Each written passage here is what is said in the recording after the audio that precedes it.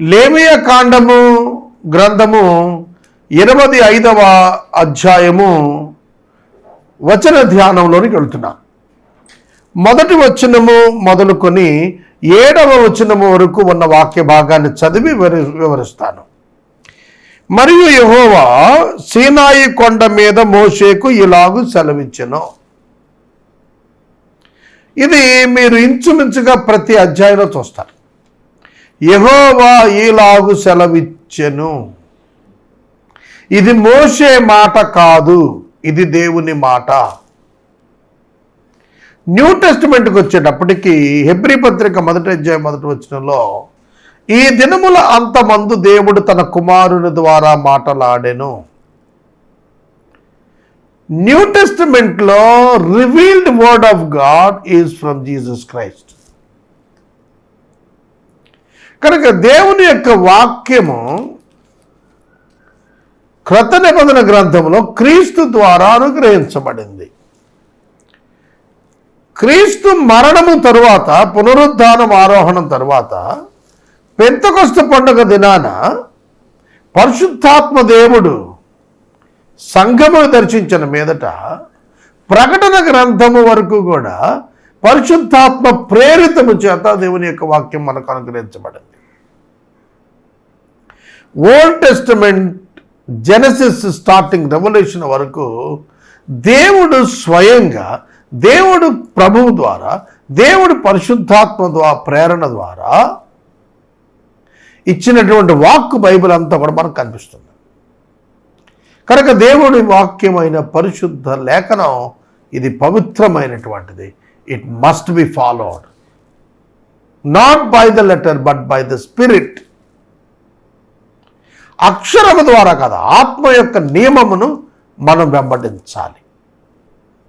ఇశ్రాయేలీయులతో ఇట్లా చెప్పమంటున్నాడు, నేను మీకు ఇచ్చుచున్న దేశములోనికి, అండర్లైన్ చేసుకోండి, నేను ఇస్తున్నాను ఈ దేశం, మీరు సంపాదించుకున్న దేశం కాదు, నేను మీకు ఇస్తున్న దేశం. It's a great blessing from God. We are getting from God, not we are earning on our own. యేసుక్రీస్తు ప్రభువునందు విశ్వాసం ఉంచిన మనందరికీ కూడా సమస్తము ఆయనే అనుగ్రహిస్తాడు. రోమాపత్రిక 8వ అధ్యాయం 32వ వచనంలో తన కుమారుణ్ణి అప్పగించుటకు అనుగ్రహించుటకు వెనుతీయని దేవుడు సమస్తమును మీకెందుకు అనుగ్రహింపడు అని రాశాడు. What ever you receive that is from God. గుర్తుపెట్టుకో. చాలామంది వ్యతిరేక విషయాల్లో కంగారు పడుతూ ఉంటారు. నేను ఒక వాక్యం విన్నప్పుడు చాలా సంతోషపడ్డాను. Breaking is the blessing, breakup is the blessing అనే మాట విన్నప్పుడు చాలా ఆశ్చర్యం అనిపించింది. బైబిల్లో నేను దాన్ని ఆలోచించినప్పుడు చాలా బ్రేకప్స్ బ్లెస్సింగ్గా మారాయి. అది కూడా నేను గమనించాను. దేవుని వాక్యము ఏదైతే చెబుతున్నదో అది వాస్తవము, అది సత్యము, అది మార్పు లేనిది, అది మనకు అవసరమైనది. ఇది మనం గుర్తుపెట్టుకోవాలి. నేను మీకు ఇస్తున్న దేశములోనికి మీరు వచ్చిన తరువాత, వాళ్ళు ఇంకా దేశాన్ని పొందలేదు, కానీ దేవుడు వారికి పొందిన తరువాత ఏం చేయాలో చెబుతున్నాడు. అంటే అది ఎంత స్థిరముగా వారికి ఇవ్వబడుతుందో చెప్పబడుతున్నప్పుడు, యేసుక్రీస్తునందు మనకి ఇవ్వబడిన నిత్య జీవం కూడా ఎంత స్థిరమైనదో మనం అర్థం చేసుకోవాలి. It is not because of our self, because of him it was given unto us. మనలను బట్టి అది మనకి ఇవ్వబట్టం లేదు, ఆయనను బట్టి అది మనకి ఇవ్వబడుతుంది. నేను యేసే పరిష్కారం పరిచర్య చేశాను, బిగ్ టీవీ పరిచర్య చేస్తున్నాను. ఇది నేను ప్రారంభించింది కాదు, నేను అనుకున్నది కాదు, నేను ఒప్పుకున్నది కాదు, నేను ప్రయత్నించింది కాదు. ఆయన చేసిన దాని చేత, ఆయన ఇచ్చిన దాని చేతనే నేను ఈ పరిచర్యలో ఉన్నాను. నేను మీకు ఇచ్చేటువంటిది దేశం అన్నప్పుడు పరిచర్య అయిన దేవుడిచ్చేటువంటిది. సంపన్నత అయిన దేవుడిచ్చేటువంటిదే, వనరులైన దేవుడిచ్చేటువంటివే. We must be responsible and careful, and we must do according to the word of God. దేవుని వాక్యం చొప్పున మనం చేయాల్సిందే, ఎందుకంటే అది కృప ద్వారా అనుగ్రహించబడుతోంది. Whatever you receive in your life, it's through the grace of God and will of God. దేవుని చిత్తం చేత, దేవుని కృప చేత నీకు అనుగ్రహించబడిన దానిని నీవు ఏ విధంగా ఆర్గనైజ్ చేయాలో దేవుడే చెబుతాడు. అదే చెబుతున్నాడు, నీవు నీ చేతికి ఆ భూమి ఇవ్వబడిన తర్వాత ఆ భూమి కూడా యెహోవా పేరట విశ్రాంతి కాలాన్ని అనుసరించాలి.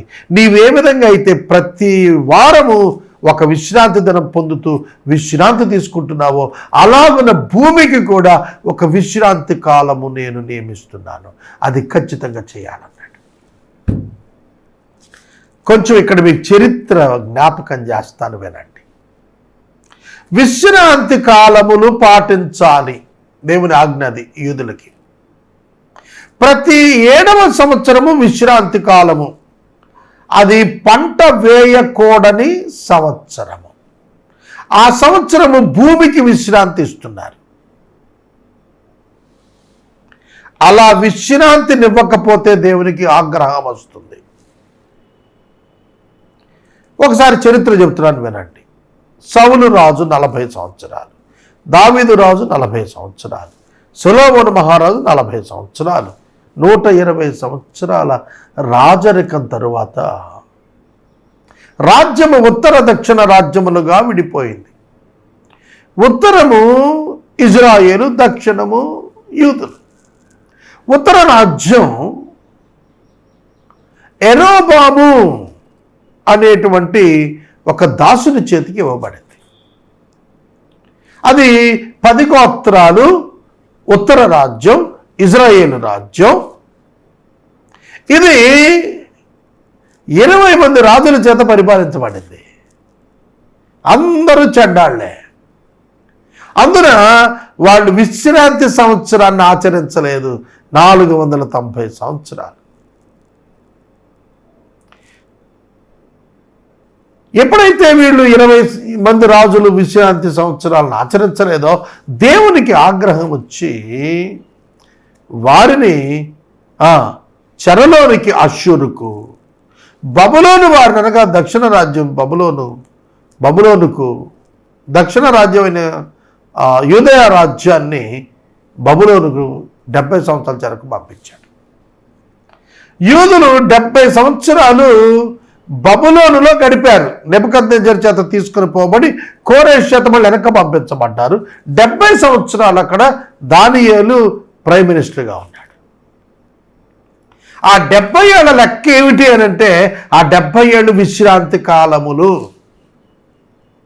420 సంవత్సరాల పరిపాలనకు 70 సంవత్సరాలు విశ్రాంతి రావాలి.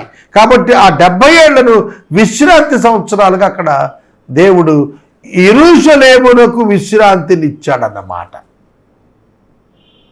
అక్కడ ఇక వీళ్ళు విత్తనం విత్తకోకుండా వాళ్ళు బయటకు పంపించేయబడ్డారు. కనుక విశ్రాంతి కాలాల యొక్క ప్రాధాన్యతను దేవుడు ఎంత సీరియస్గా తీసుకున్నాడో మనకు అర్థమవుతోంది. ఈ 6 సంవత్సరాలు చేను విత్తి 6 సంవత్సరాలు ఫలవృక్షాలు బధించి ఫలాలు కూర్చుకుని 7వ సంవత్సరం భూమికి మహావిశ్రాంతి కాలం కాబట్టి దాన్ని విడిచిపెట్టమన్నాడు. 7వ సంవత్సరం భూమికి మహావిశ్రాంతి కాలం కాబట్టి యెహోవా పేరుట విశ్రాంతి సంవత్సరంగా దాన్ని ఉంచండి.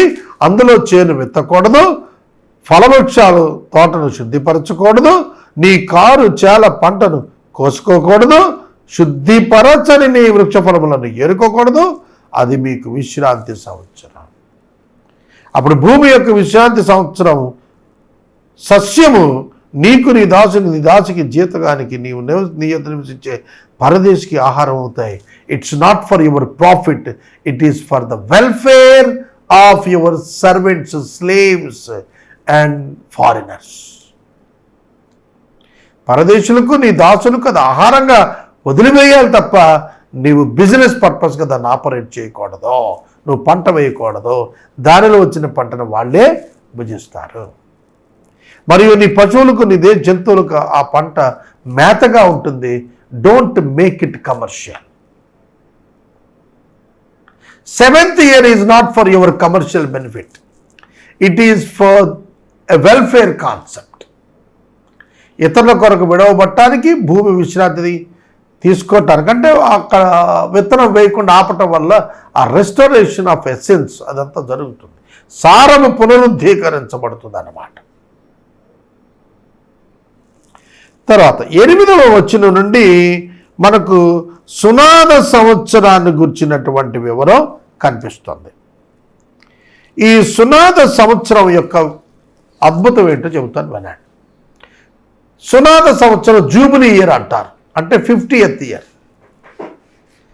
పెంతెకొస్తు అనే పండుగ 50వ దినాన్ని వస్తుంది. పస్కా నుంచి 50వ దినాన్ని పెంతెకొస్తు పండుగ వస్తుంది, అంటే 7 వారాల తర్వాత. అలాగే సునాద సంవత్సరం కూడా 50వ ఏటే వస్తుంది. సునాద సంవత్సరం అంటే అర్థం ఏంటంటే ఇశ్రాయేలీయులు తమ స్వాస్థ్యాలను తిరిగి ఆ కుటుంబాలు పొందుతారు. ఉదాహరణ చెబుతారు. 12 గోత్రాలు, లేవీలు అందులో లేరు, 12 గోత్రాలు. ఈ 12 గోత్రాల వారిలో ఎవరికైనా సరే దేవుడు భూమిని స్వాస్థ్యంగా ఇస్తే అది వారిదే. చాలా జాగ్రత్తగానండి. దేవుడు ఇచ్చిన ఇన్హెరిటెన్స్, స్వాస్థ్యము, it is a permanent one, శాశ్వతమైనది. ఆ కుటుంబానికి అది దేవుడిచ్చాడు, అది వారిదే. దాని నుండి వచ్చేటువంటి పంటను వారు తినాలి, అది దేవుని కాన్సెప్ట్. అయితే వాళ్ళ అవసరాల కొద్దీ వాళ్ళు అమ్మేసుకుంటారు. అలా అమ్ముకున్నప్పుడు ఏ సంవత్సరం వరకు అతను పంట తిని, సునాద సంవత్సరం వరకు ఉన్నటువంటి సంవత్సరాల మధ్యలో ఉన్నటువంటి కాలానికి కనుక అతను అమ్ముకుంటే ఆ పంట వరకు మాత్రమే అమ్ముకోవాలి తప్ప భూమిని శాశ్వతంగా విక్రయం చేయకూడదు. మీకు అర్థమైందని ఆశిస్తున్నాను. మరలా చెబుతాను. భూమిని శాశ్వత విక్రయం చేయకూడదు. భూమి ఏ కుటుంబానికి ఇవ్వబడిందో ఆ కుటుంబానిదే. అయితే పంటను వారు అనుభవించాలి. వారు అమ్ముకుంటే ఆ పంట వరకు ఉండేటువంటి కాలమునకు చెందినటువంటిది మాత్రమే వాళ్ళు అమ్ముకోవాలి. ఉదాహరణ మళ్ళీ చెబుతున్నాను.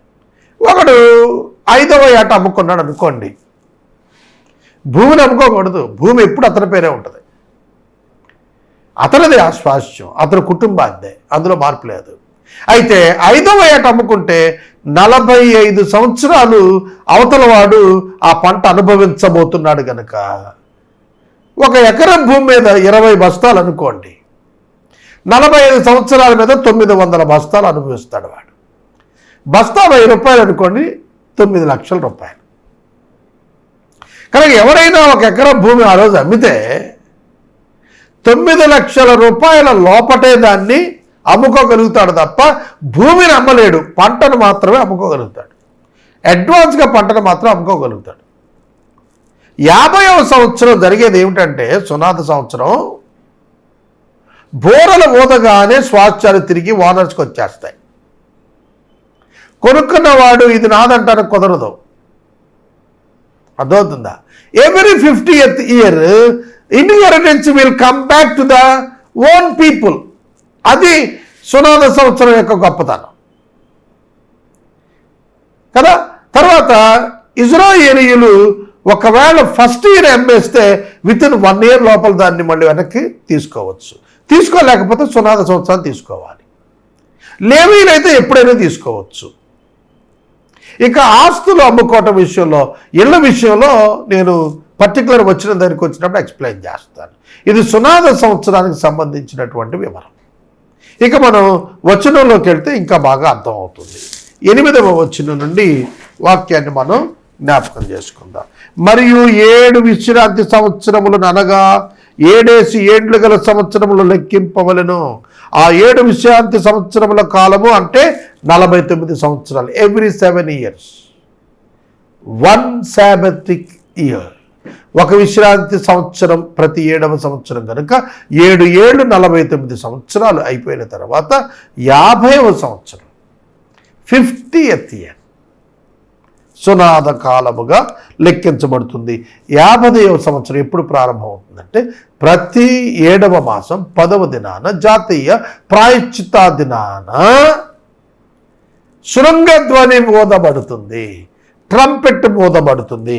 అలా ఊదినప్పుడు ఆ శృంగనాదము ప్రతి ఇంటి బయట శృంగనాదము ధ్వనిస్తుంది.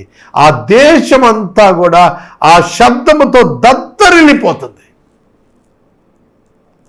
ద నేషన్ రిలీవ్డ్, డెలివర్డ్ అనే అర్థం వస్తుంది. అందుకనే అది సునాద సంవత్సరం. It's a jubilee year. మీ దేశవాసులందరికీ విడుదల కలిగిందని చాటించాలి. ఆ సంవత్సరం దేవుడు పరిశుద్ధపరిచాడు ఆ సంవత్సరాన్ని. అప్పుడు మీలో ప్రతివాడు తన స్వాస్థ్యానికి తిరిగి పొందాలి, ప్రతివాడు తన కుటుంబానికి తిరిగి రావాలి. ప్రతివాడు తన కుటుంబానికి తిరిగి రావాలి. మళ్ళీ ఫ్రెష్ అగ్రిమెంట్స్కి వెళ్ళాల్సిందే. ఓల్డ్ అగ్రిమెంట్స్ అన్నీ క్యాన్సిల్ అయిపోతాయి. అప్పుగా ఉన్న అగ్రిమెంట్స్ అన్నీ క్యాన్సిల్ అయిపోతాయి. Total deliverance, total redemption, total acceptance వచ్చేస్తుంది. ఎవరి స్వాస్థ్యాలకు వస్తాయి, ఎవరి కుటుంబానికి వాళ్ళు తిరిగి వచ్చేస్తారు. ఆ సంవత్సరం 50వ సంవత్సరం మీకు సునాద కాలం. అందులో మీరు విత్తకూడదు, కారు పంట కోయకూడదు, శుద్ధిపరిచిన నీ ఫలవృక్షాల పంట ఏరుకోకూడదు. అది సునాద కాలం. అది మీకు పరిశుద్ధమవుతుంది. పొలములో దానంతటా అది పండుతుందే, అది మీరు తింటారు. ఎందుకంటే ఇది 7వ సంవత్సరంలో 49వ సంవత్సరం కూడా సబాటిక్ ఇయరే, విశ్రాంతి కాలం. కాబట్టి ఆ తర్వాత సంవత్సరం కూడాను విత్తనం వేయకూడదు. కాబట్టి ఆ విత్తనం వేయకపోయినా దానిలో వచ్చిన పంటనే వాళ్ళు తింటారు. That is the mercy of God for us. ఆ 13వ వచనం నుండి మనం చూస్తే, ఆ సునాద సంవత్సరంలో మీలో ప్రతివాడు తన స్వాస్థ్యాన్ని తిరిగి మరలా పొందవలెను. ఇశ్రాయేలీయులకు శాశ్వతమైనటువంటి స్వాస్థ్యములు ఇవ్వబడ్డాయి. భూమి వారికి పర్మనెంట్గా ఇవ్వబడింది. అయితే వారు దాన్ని అనుభవించాలి తప్ప దాని ఓనర్ దేవుడే. భూమి ఓనర్ దేవుడు. భూమి మానవునికి ఇవ్వబడింది. మానవుడు భూమిని అనుభవిస్తాడు, అంతవరకే. ఇశ్రాయేలీయులకు ప్రత్యేకమైన భూమి వారి కుటుంబం కొరకు ఇవ్వబడినప్పుడు అది ఆ కుటుంబం అనుభవించి తీరాలి. అందుకని కనాను దేశాన్ని ఆ విధంగా పంచాడు యెహోషువ.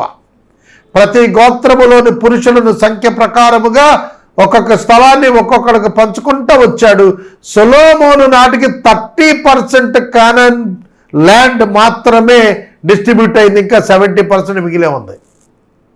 యేసుక్రీస్తు ప్రభు 1000 ఏళ్ల పరిపాలనలో వచ్చినప్పుడు కనాను భూభాగం అంతటిని కూడా ఇజ్రాయేలు సంతతికి పర్మనెంట్ ఇన్హెరిటెన్స్గా 1000 years కోసం ఇస్తాడు.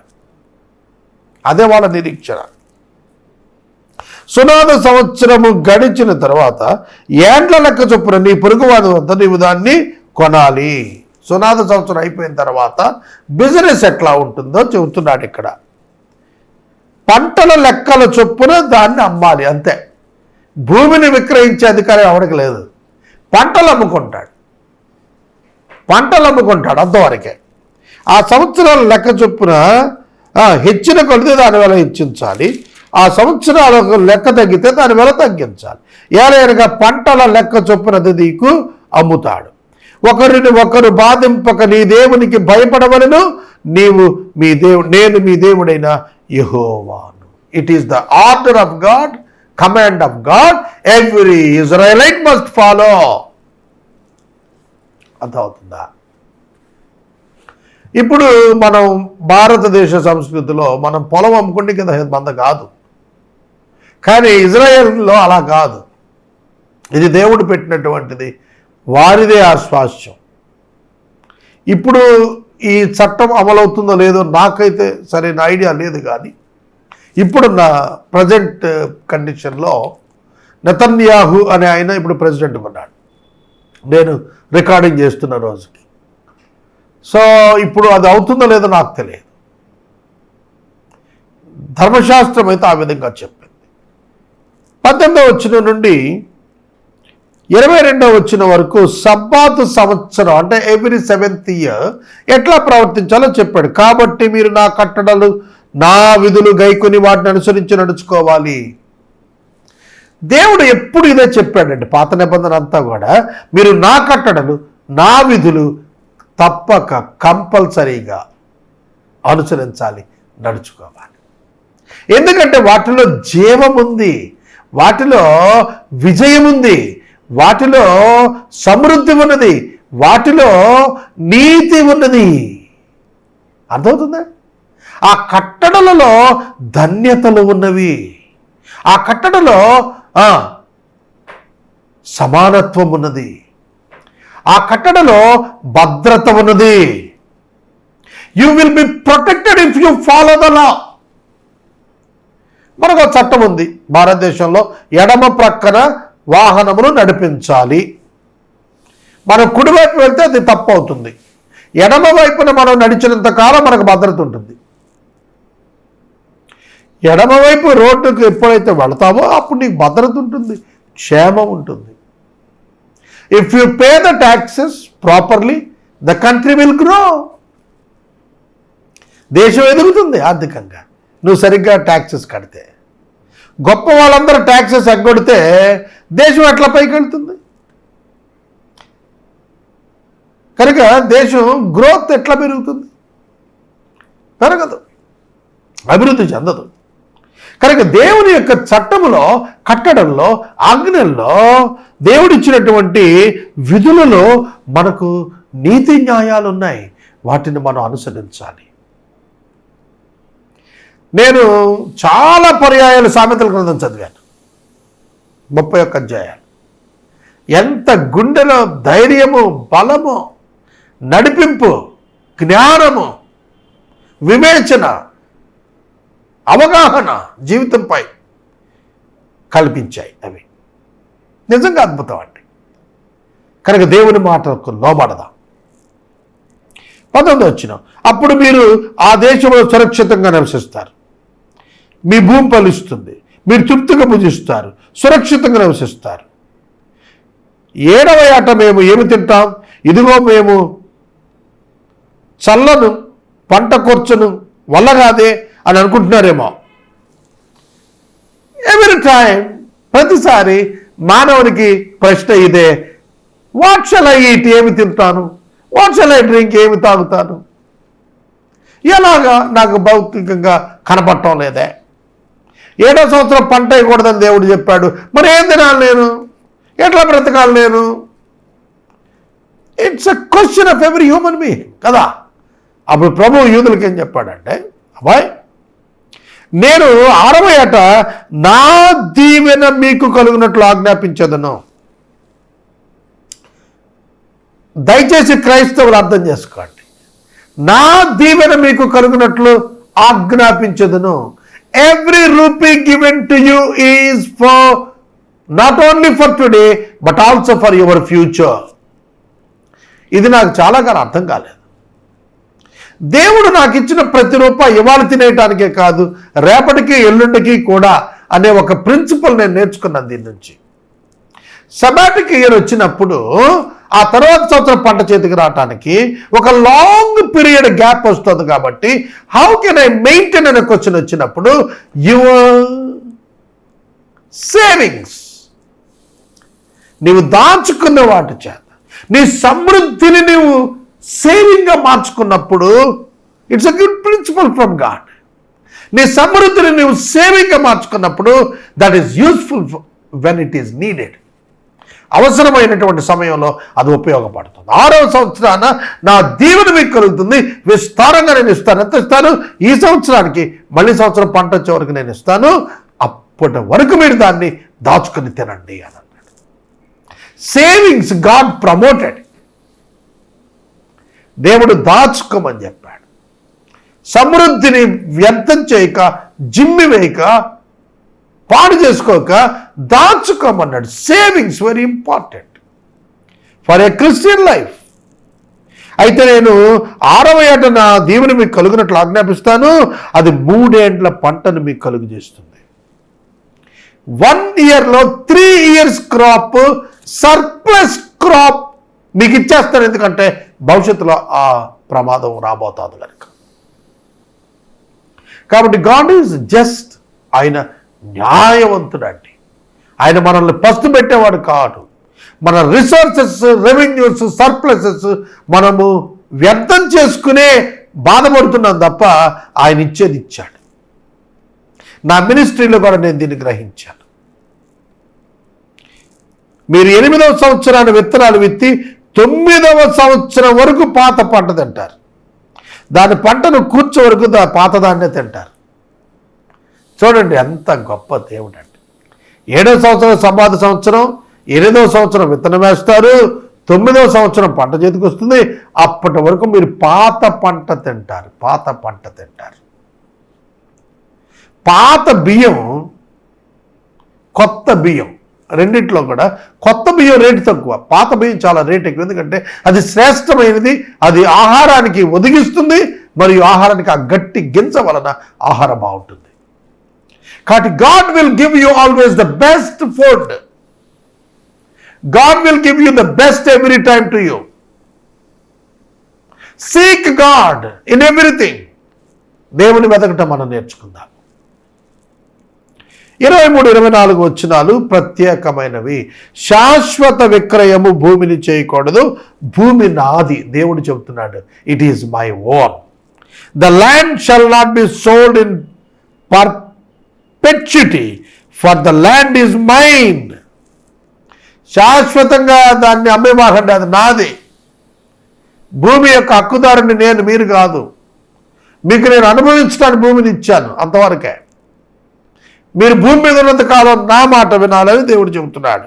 మీరు నా యొక్క కాపురం ఉన్న పరదేశులు, మీరు యాత్రికుల పరదేశులు. మనం ఫిలిప్పీ పత్రికలో చెప్పినట్టుగా మనం ఇక్కడ వస్తాము, తల్లి గర్భంలో మొదలుకొని ఇక్కడ 70 సంవత్సరాలు పరదేశులుగా ఉంటాం, మళ్ళా మనం వెళ్ళిపోతాం. ఇక్కడ భూమి మంది కాదు. ఇవాళ భూమి మీద చాలామంది అనుకుంటున్నారు, ఈ స్వాస్థ్యాలన్నీ నాయే, నాకు ఇన్ని ఇళ్ళు ఉన్నాయి, ఇంత పొలాలు ఉన్నాయి, ఇంత ఫ్యాక్టరీలు ఉన్నాయి, ఇవన్నీ నావే అనుకుంటాడు. చనిపోతాడు, ఏమీ తీసుకెళ్ళడు. ఇక్కడ ఉన్నది నీవు అనుభవించుటకు, నీవు సంపాదించింది ఇతరులు అనుభవించేటట్లుగా నీవు ఇచ్చుటకే దేవుడు నేను ఇక్కడికి పంపించాడు.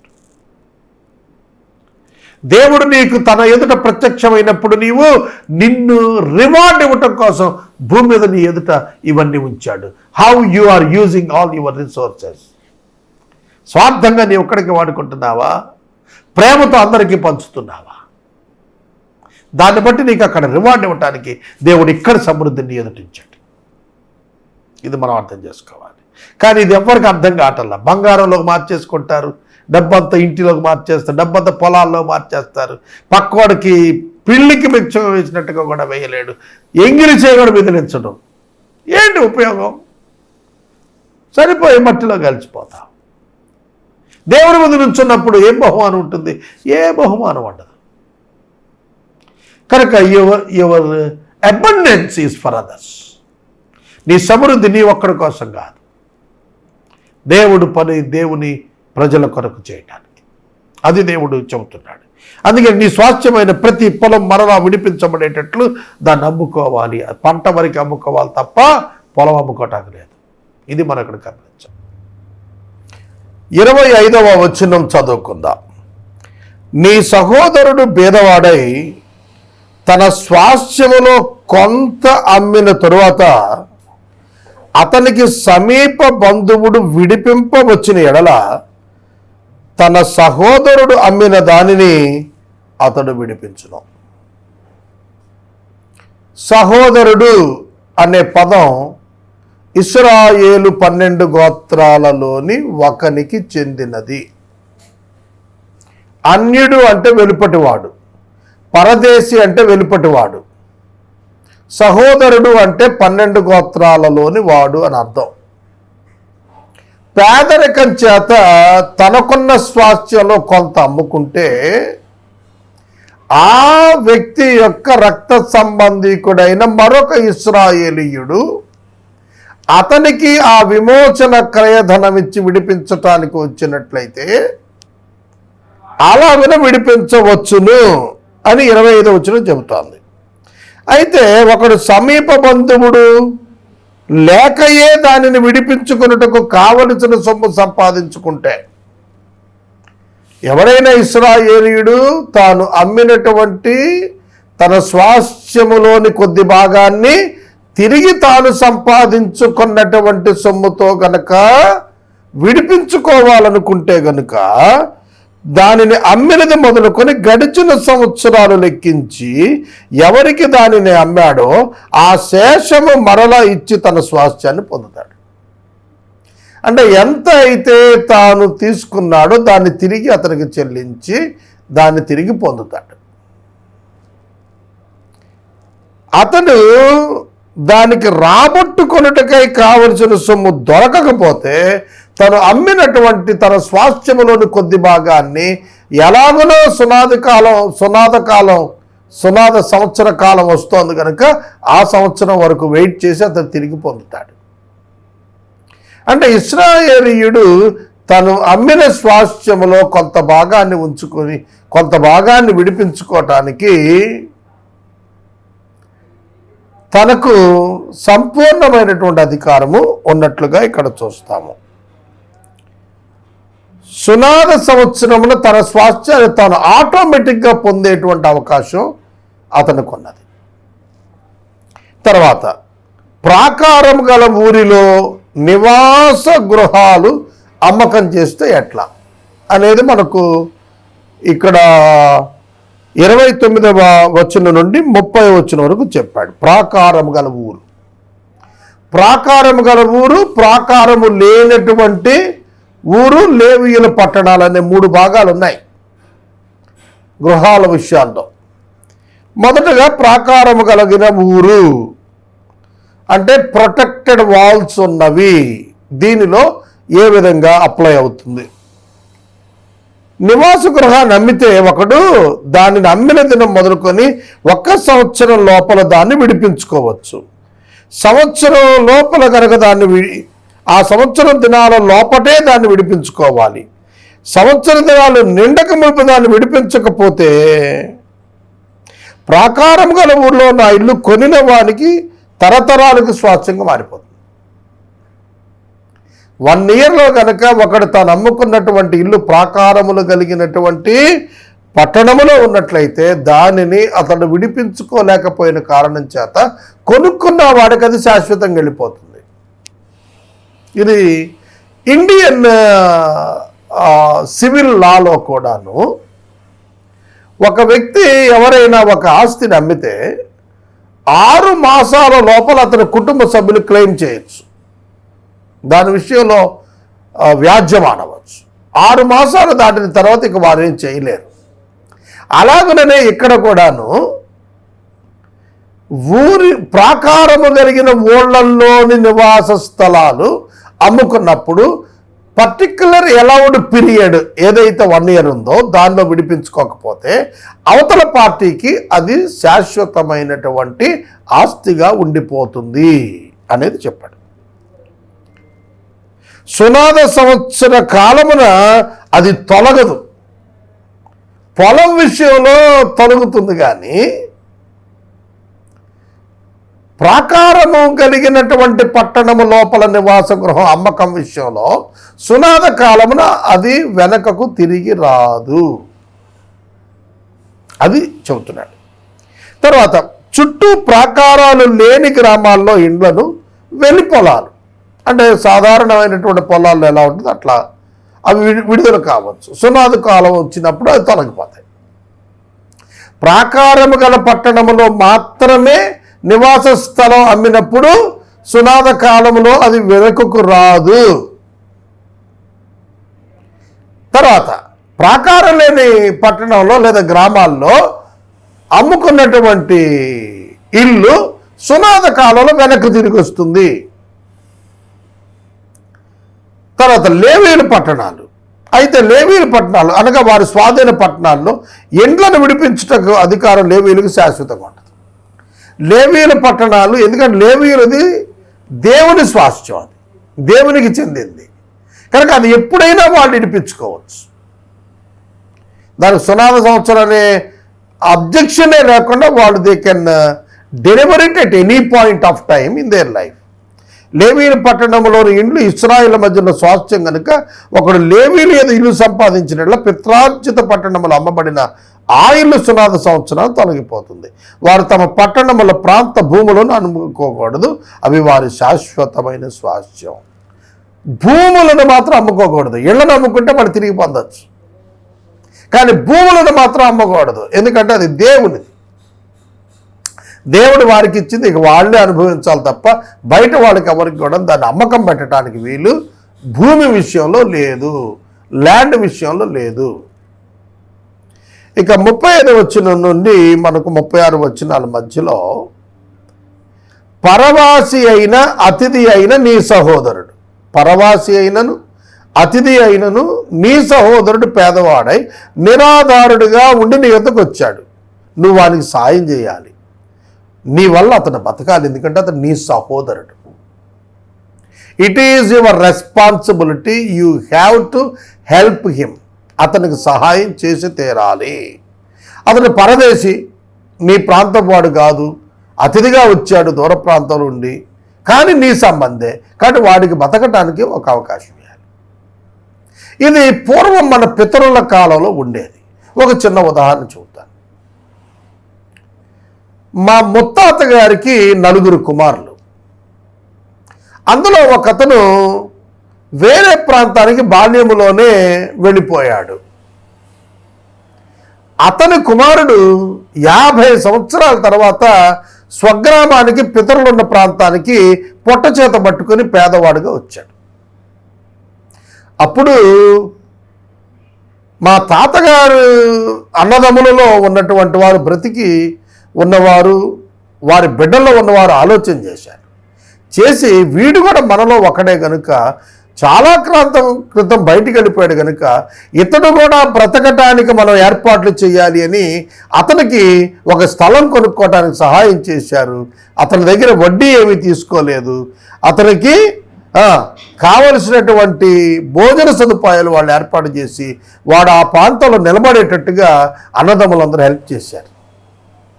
నేను ఇది ఒక 30-40 ఇయర్స్ బ్యాక్ జరిగింది చెప్తున్నాను. అంటే ఈ కల్చర్ ఉంది చూశారు, బ్రదర్స్ హెల్పింగ్ బ్రదర్స్ ఫ్యామిలీస్. ఇది ఏన్షియంట్ టైం నుంచి కూడాను వస్తున్న కల్చర్గా మనం నేర్చుకోవటానికి నేను చెప్పినటువంటి ఉదాహరణ ఒక ఎగ్జాంపుల్గా, ఉదాహరణగా ఉపయోగపడుతుంది. అన్నదమ్ములు, రక్త సంబంధికులు ఖచ్చితముగా తమ రక్త సంబంధికులకు సహాయకులుగా నిలవాలి. ఇవాళ ఎవరికి వారే యమునా తీరే అన్నట్టుగా తయారైపోయారు. అది సరైనటువంటి పద్ధతి కాదు. దైవిక విధానం, దేవుడు మనల్ని కోరుతుంది ఏమిటంటే రక్త సంబంధికుల విషయంలో జాగ్రత్త తీసుకోవాలి. నీ బంధువు విషయంలో నీవు బాధ్యత వహించాలి. రక్త సంబంధికి ముఖము తిప్పకూడదు.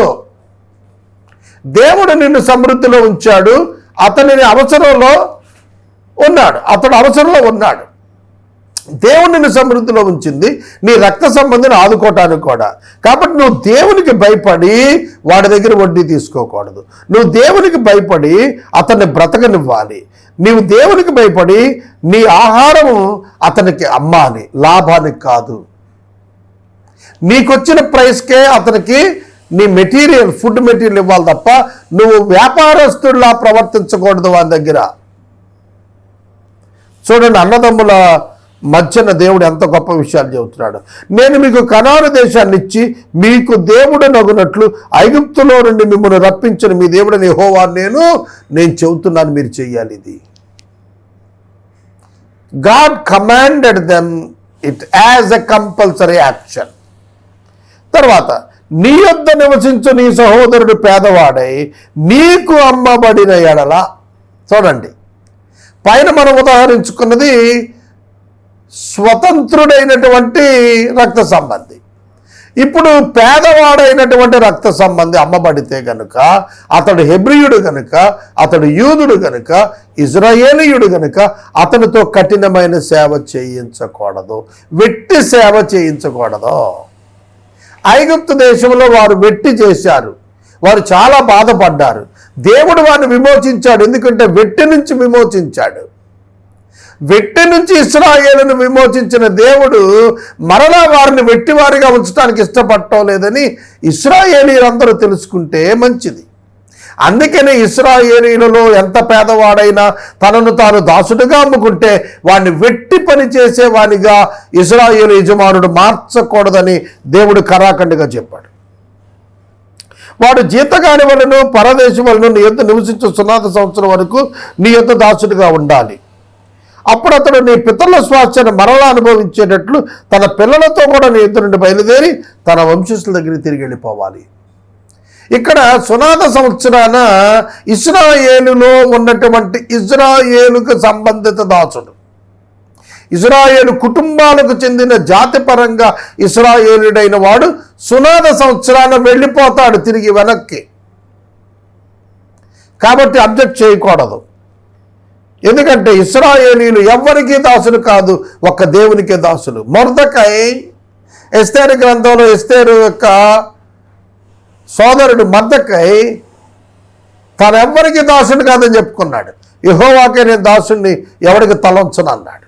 అలాగే ఇక్కడ కూడా నేను ఐగుప్తు నుండి వారిని రప్పించాను, దాసులు నమ్మినట్టు వారిని నమ్మద్దు.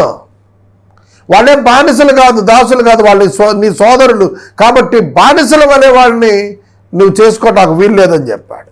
నీ దేవునికి భయపడి వాడిని కఠినంగా చూడొద్దు అని చెప్పాడు. 43వ వచనంలో చెప్తున్నాడు, నీ దేవునికి భయపడు, నువ్వు కఠినంగా వాళ్ళని చూడద్దు. ఐగుప్తీయులు కఠినంగా చూచారనే కదా ఏడ్చి మొరపెట్టారు ఐగుప్తీయులు దేశంలో ఉన్నప్పుడు ఇశ్రాయేలీలు మొరవినే కదా దేవుడు దిగొచ్చాడు. మరి ఇప్పుడు ఇశ్రాయేలీలు తమ సొంత ఇశ్రాయేలీని ఏ విధంగా మొరపెట్టేట్టుగా చేస్తారు? కాబట్టి అది కుదరదు, వాళ్ళని బాధ పెట్టకూడదు. నీ చుట్టూ ఉన్న జనాల్లో నుండి దాసులు కొనుక్కో, పరదేశంలో నుండి నీ దేశంలో పుట్టిన వారిని నువ్వు కొనుక్కో, వారు నీకు సొత్తు అవుతారు. కానీ ఇశ్రాయేలు నీకు సొత్తు అవరు. ఇశ్రాయేలు దేవుని సొత్తు, ఇశ్రాయేలు దేవుని సొత్తు. ఈ కాన్సెప్ట్ చర్చికి అర్థం కావాలి, సంఘానికి అర్థం కావాలి. I am a delivered person, I am a free one. నేను స్వతంత్రుణ్ణి, నేను విడుదల పొందినటువంటి వాడిని. నేనే మనుషుడికి దాసుని కాదు, నేనొక్క దేవునికే దాసుణ్ణి. నా సర్వ బాధ్యతలు దేవునివి. నా పోషకుడైనా, నా రక్షకుడైనా, నా బాధ్యత ఆయనది. కాబట్టి నన్ను గురించిన చింత నాకు లేదు. నా కొరకు చింతించేవాడు నా దేవుడు యేసు ప్రభు. ఈ అవగాహన సంఘానికి వచ్చినప్పుడు సంఘం సెక్యూర్డ్గా ఫీల్ అవుతారు. నేను 30 సంవత్సరాలుగా సేవ చేస్తున్నాను. 30 సంవత్సరాల నా సేవలో నా అనుభవం ఏంటో తెలుసా? నెల మొదటి దినాన ఒక్క పైసా ఉండదు, నెల ఆఖరి దినాన ₹1 అప్పు ఉండదు. అలా దేవుడు నన్ను 30 ఏళ్ళుగా నడిపిస్తున్నాడు. నేను చేస్తున్న ప్రాజెక్ట్స్ అన్నీ చాలా పెద్ద ప్రాజెక్ట్స్, చాలా డబ్బు అవసరమైన ప్రాజెక్ట్స్. కానీ వాటి అవసరానికి కావాల్సిన వాటిని దేవుడు ఆ సమయానికి పంపిస్తున్నాడు. నాకు కూడా అనిపిస్తోంది, ఒకేసారి లంసమ్ అమౌంట్ వచ్చి చక్కగా బ్యాంకులో డిపాజిట్కి ఉండి నేను కనుక ఎనర్జెటిక్గా పంచుతూ ఉంటే ఎంత బాగుంటుంది అని అనిపిస్తుంది నాకు. చాలా ప్రయత్నాలు చేశాను, ఫలించలేదు. కానీ నా దేవుడిని నేను నమ్ముకున్నాను కదా, నా దేవుడు నన్ను రక్షించాడు కదా, నన్ను పిలిచాడు కదా. అందుకే నేను నా పరిచర్యలో నా ప్రతి అవసరత నా దేవుడే తీరుస్తూ వస్తున్నాడు. ఇన్ టైంలో తీరుస్తున్నాడు ప్రతి అవసరాన్ని దేవుడు. కారణం ఏమిటో తెలుసా? నా ప్రజలు మీరు అని ఆయన చెప్పాడు ఇశ్రాయేలీలకి. అలాగే సంఘాన్ని కూడా చెప్తున్నాడు, నీవు నా సొత్తు అని చెబుతున్నాడు. I belong to my God so that God will provide everything. Whatever I need, I required.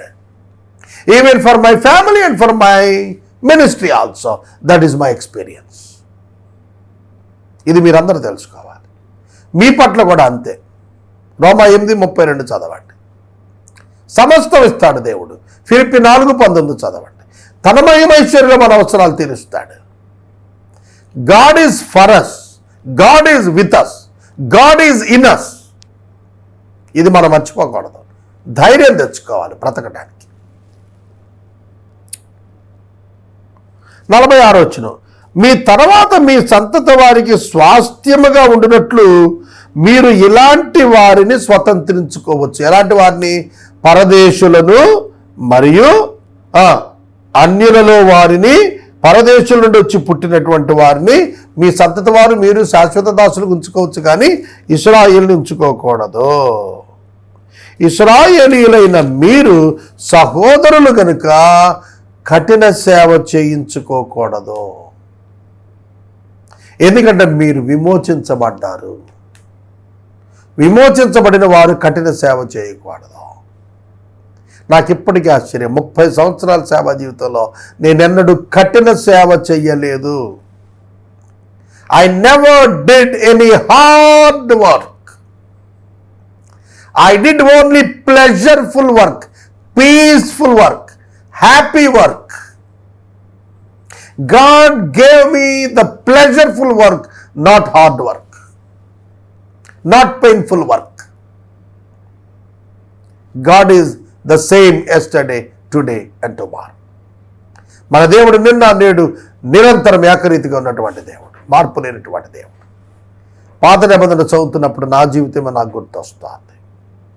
ఇక 47వ వచనం నుండి 55వ వచనం వరకు ఉన్నటువంటి వాక్య భాగాన్ని చూద్దాం. 47వ వచనం, పరదేశీయే గాని నీ యొద్ద నివసించువాడే గాని ధన సంపాదనము చేసుకున్నప్పుడు అతని యొద్ద నివసించు నీ సోదరుడు పేదవాడై.